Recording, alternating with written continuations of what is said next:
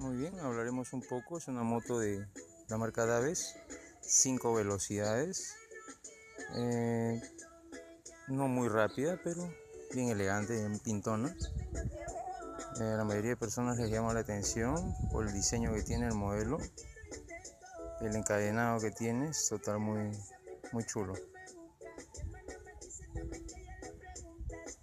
Bueno, hasta el momento no he tenido problemas. Algunos detalles con los cambios y cosas así de afinamiento. Ya la tengo ya buen tiempo y no me ha tenido problema alguno. Muy bien, espero les guste y vamos a seguir subiendo videos mucho más adelante.